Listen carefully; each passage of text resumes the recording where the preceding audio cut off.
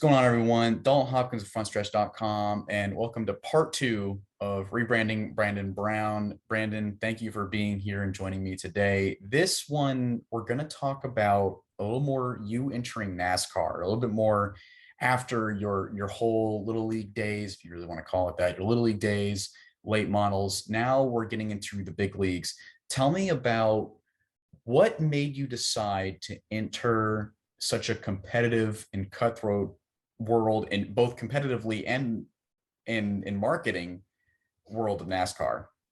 Yeah, yeah, it definitely is cutthroat when it comes to the definitely on the marketing side. The competition side is pretty hard, but the marketing side is definitely harder. So, um, yeah, it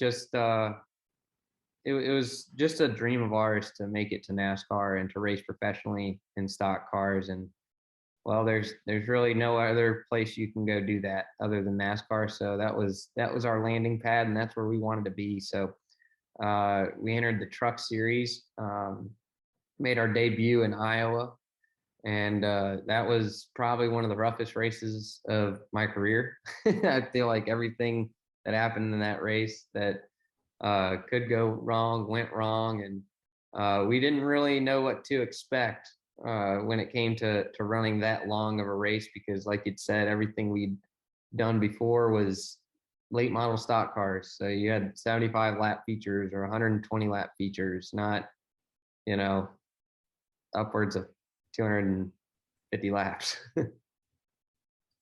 Yeah, and then your first race at Iowa, and I told you before, they didn't even mention you. I mean, I rewatched the race, and from what I remember, they didn't mention you at all. Not even on the lineup. They Yeah. were going through, all the rows, and they stopped right before they got to your row. They didn't even mention your name. So Yeah. it just really goes to show how difficult it is to really get your name out, even when you're in that competitive world of NASCAR. So that being said, how difficult was it for you to get your name out there in those first couple of years?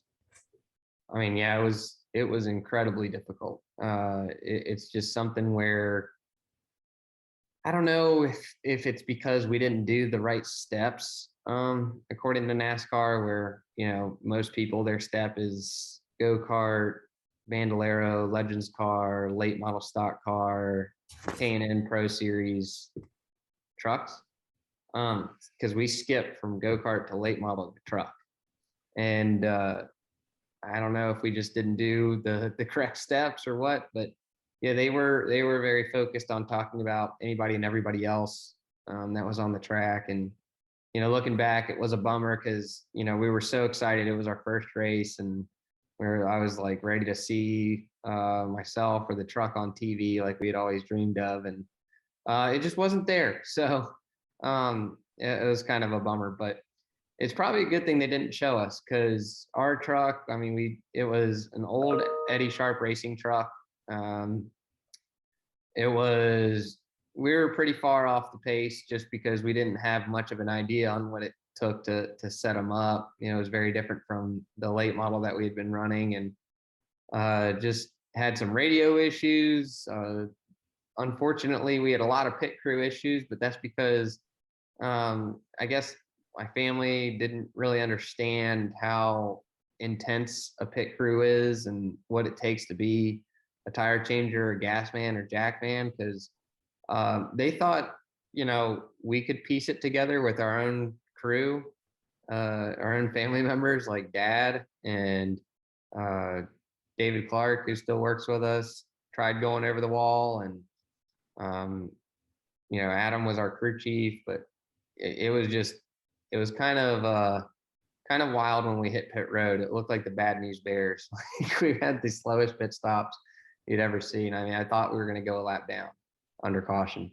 So not great, not great on the pit stop sides. And um, yeah, we just unsponsored first time truck, and I mean, we just, I guess, didn't do the right things to get our names out there. But no, in those first few years, you just sit there, and the best thing that we have is social media. It's extremely helpful and extremely hurtful, but in this instance, it was helpful on announcing that we were going to be at the tracks and really trying to make a big deal of it. But we were making very one-off starts in the truck series. We were every couple months basically we would show up to the track. Yeah, if I'm not mistaken, I think it was 3 starts in 2014. So yeah, every so often you get on track, but then in 2015, you make some more starts. Sometimes you qualify, sometimes you don't. But Mhm. that's, if I'm not mistaken, that's also when Coastal Carolina University came on board. You mentioned them the last time on the last episode, but tell me again how that sponsorship came to be and how that relationship grew as time progressed, because they stayed with you for a few years.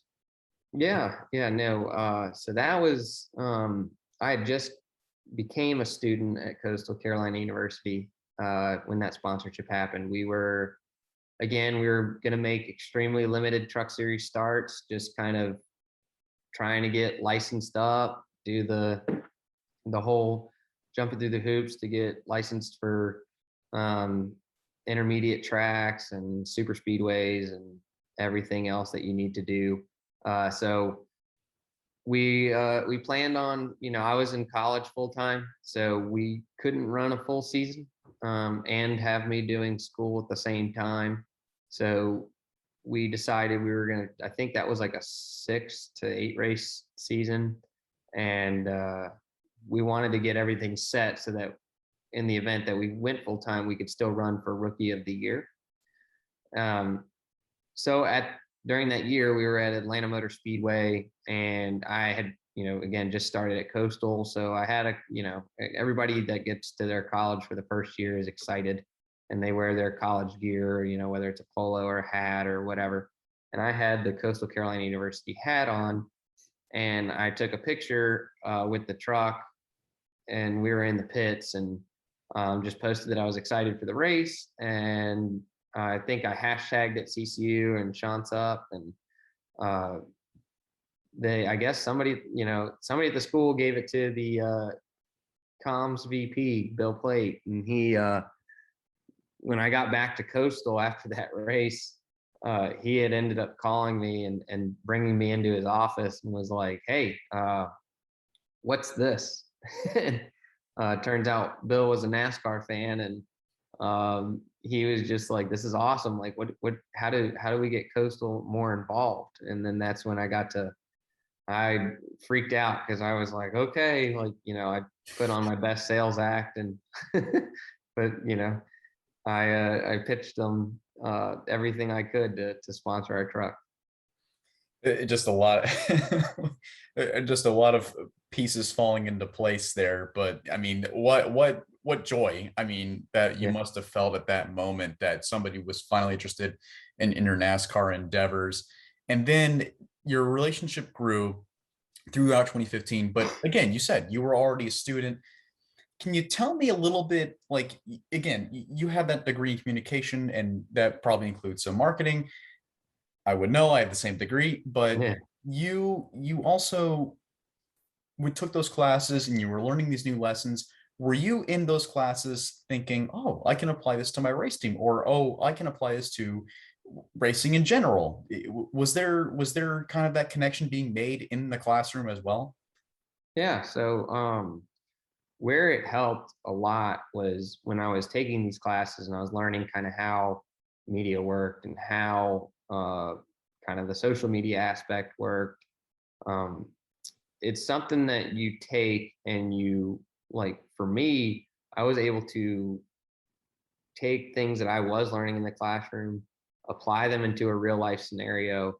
And, obviously it didn't exactly correlate like 100%. As we all know, in the real world, things work way different than just the definitions from a textbook. So I was able to kind of, take things and twist them up and make it apply to my real world job, which was in NASCAR.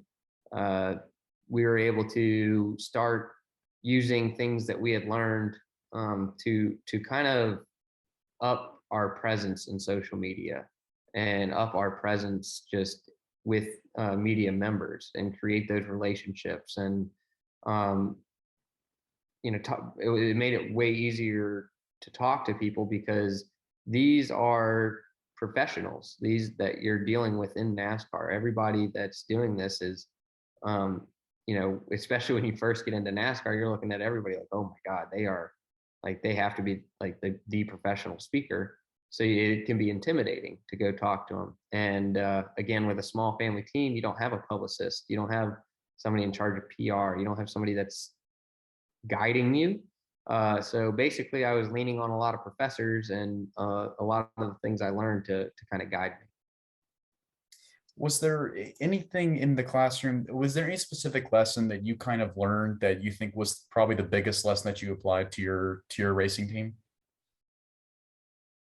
I mean, yeah, there's a few. I remember one of the things that really applied just to our race team as a whole, not just me, was actually my senior year. I was doing a communication audit on our race team for my capstone project.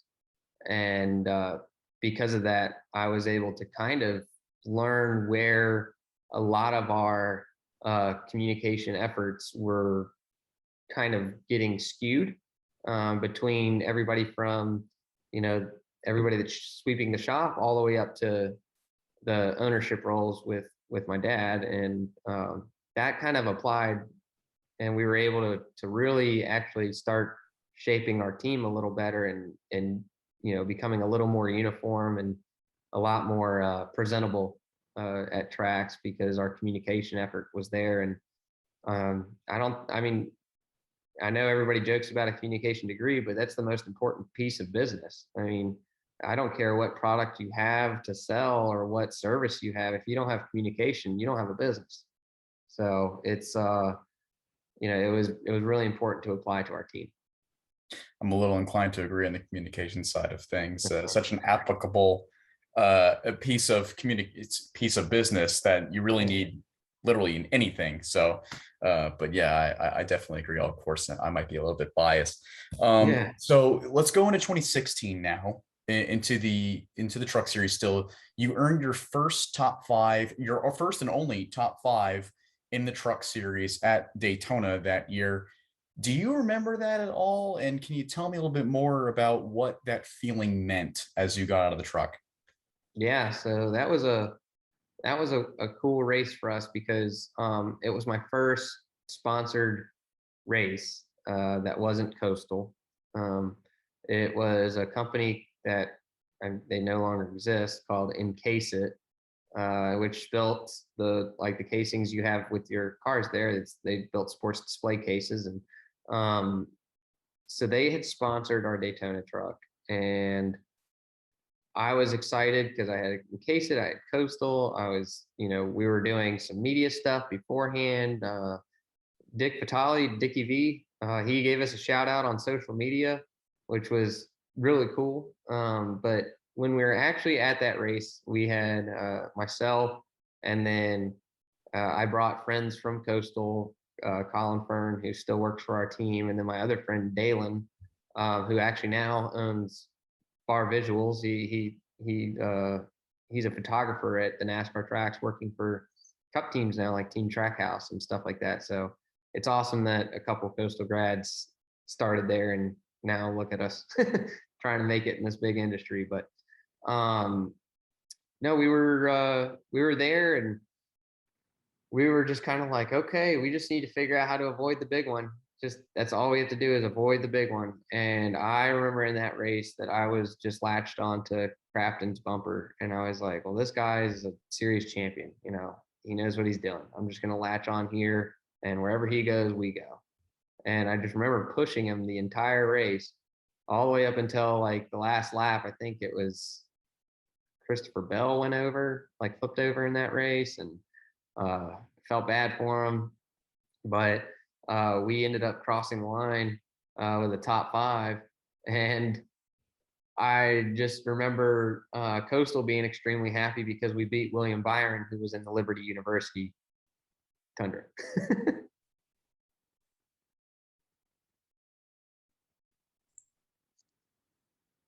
And then another thing that happened in 2016 was your first start, your entrance into the NASCAR Xfinity Series at Richmond. Tell me about how that decision came to be. What made you feel like it was time to move up into the next series?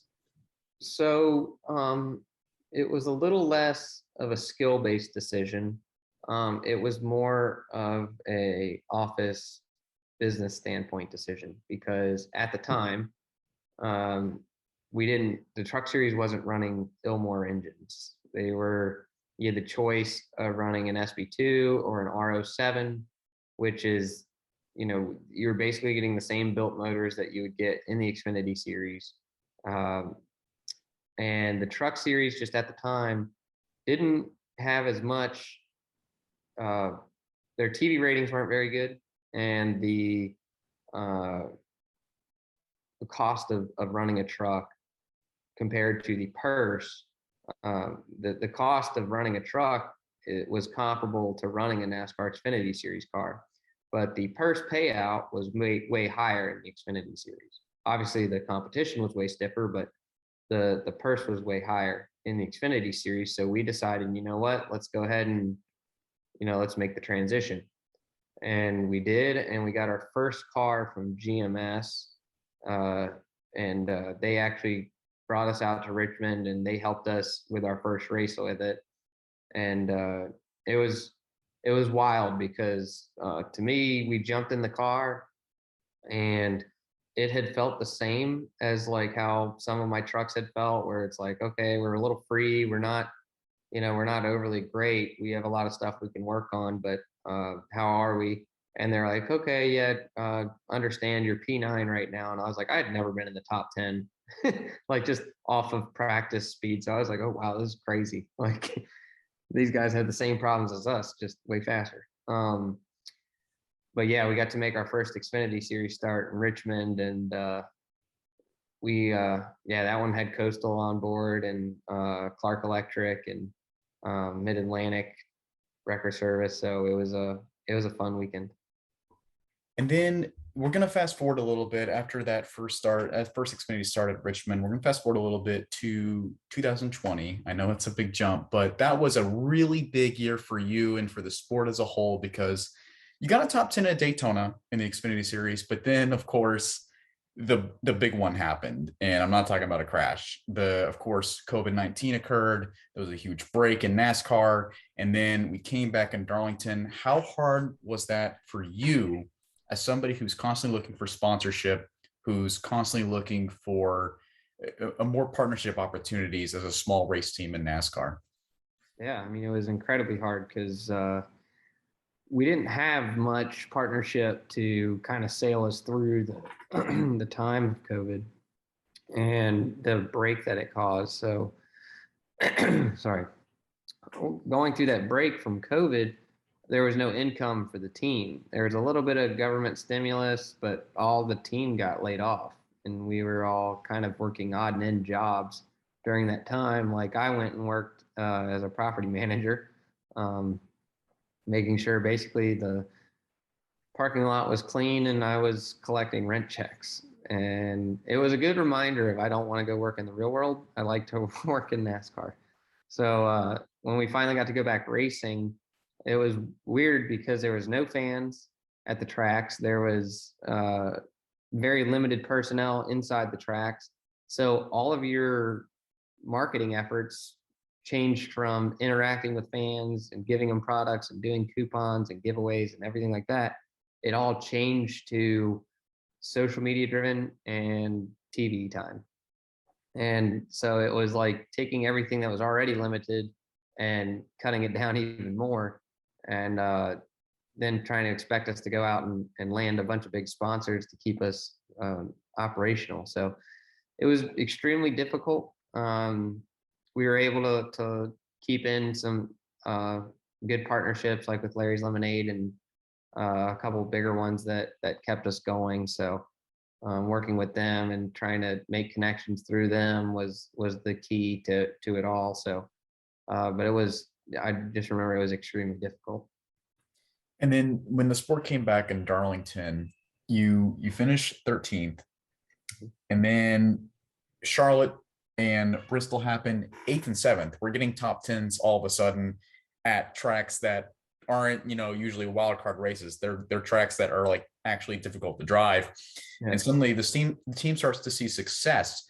How much did that propel you? Because 2020 just was suddenly becoming a good year for you, despite the fact that the world was, suffering a pandemic and the world just seemed to stop turning.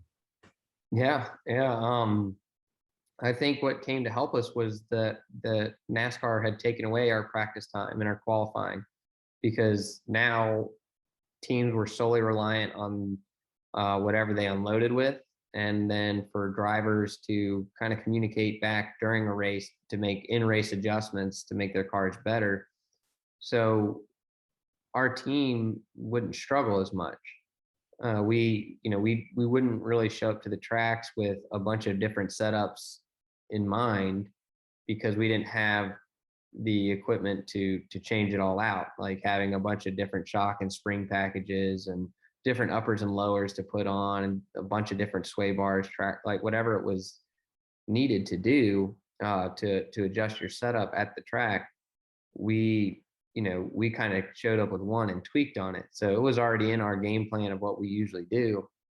So with every team having to do that, I think it really played an advantage to us, because it was just the way of racing that we were used to. And tell me a little bit more about those sponsors that were on board with you going into the year, but then how you mentioned Larry's Lemonade, but tell me a little bit more about how some of those sponsors stayed on board with you and the new relationships that came to be throughout that year.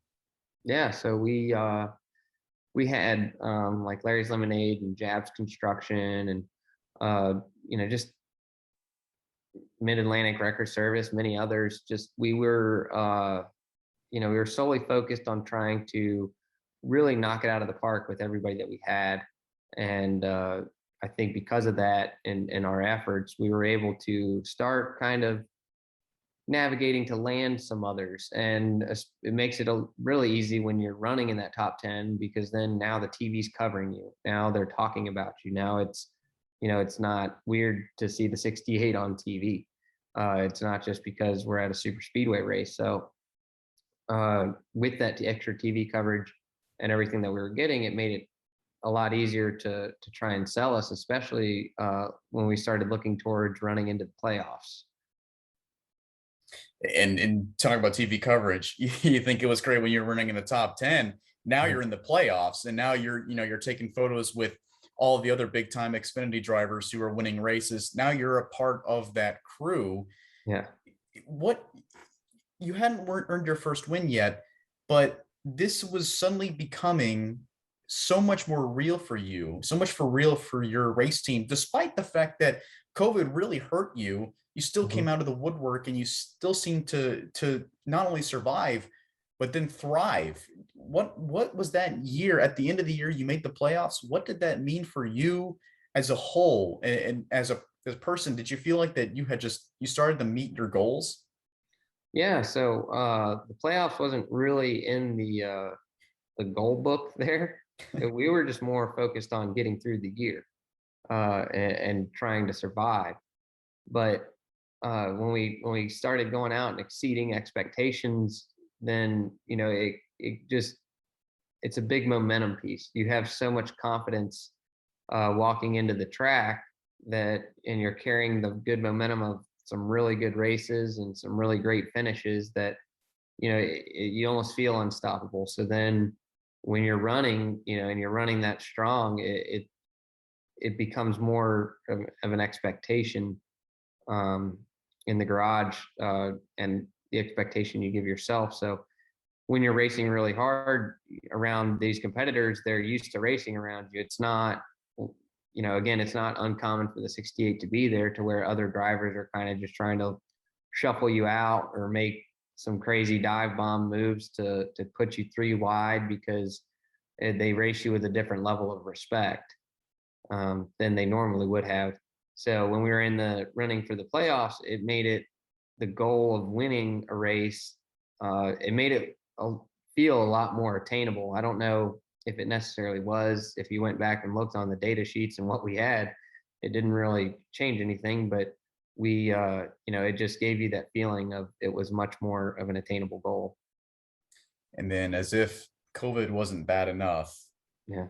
in April, your dad gets diagnosed with a form of cancer, Mhm.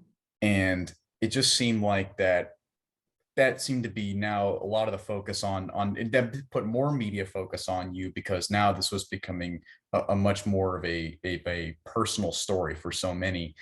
But what did that mean to you as a race car driver who is now trying to survive through this brutal world of motorsports? Yeah. I mean, it was as if we didn't have enough on our plate and the world decided you needed one more. So no, it was just something that it changed for me a lot because I was so used to always having my father at the track with me, and he's always there to kind of coach, I guess, as much as a dad can. Um, but no, it took all that away, and it was kind of like a piece of extra motivation, but at the same time, it was really hard because I not that I was alone. I obviously had my team members there and all the employees of BMS, but it was that feeling of being really alone when you're at a racetrack, and that again, I wasn't exactly a prominent figure in the garage, so I because we were still Virginia based, and we just didn't have that many real friends within the garage. A couple people we'd say hi to, but nothing great. So it was truly like a lonely time, but it was a time of really focusing in on ourselves and what we're doing. And I think it helped us kind of focus in on what needed to be done. So it was that extra piece of motivation to do great. And at the end of the year in 2020, of course, you finished in the playoffs, finished 11th in the standings. Your father at this point has been announced as cancer free. Hmm. So this, what started as just what was going to be a terrible year, turned into a huge positive. Tell me about that momentum that you must have been riding on at the end of that year heading into 2021. Oh yeah, I mean it was huge because we were. It felt again like we were unstoppable. Like we were going to go out and win some races, and we were going to accomplish everything we set out to accomplish. And it's just it puts a lot of wind in your sails and moves you in the right direction. uh Starts, it helps you make better decisions. It's because when you're really down in the dumps, sometimes you can tend to make really bad decisions, or when you're really upset, you make really bad decisions. But when things are going right and you have that momentum built behind you, you can really buckle down and do what you need to do to find success.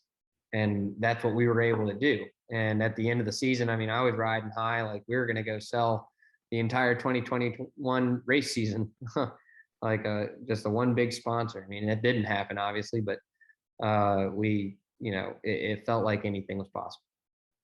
And in the 2021, you have some big sponsors coming your way. There's of course a lot of events that occur then, but that year, if 2020 was big, Yeah. 2021 was probably bigger for you. But I think it's so big, we're gonna save that for part three. Yeah. So with that being said, Brandon, I really appreciate you taking the time to speak with me about all of this, about this whole huge span of entering the world of NASCAR. And I can't wait to talk to you about the next year of 2021. Absolutely.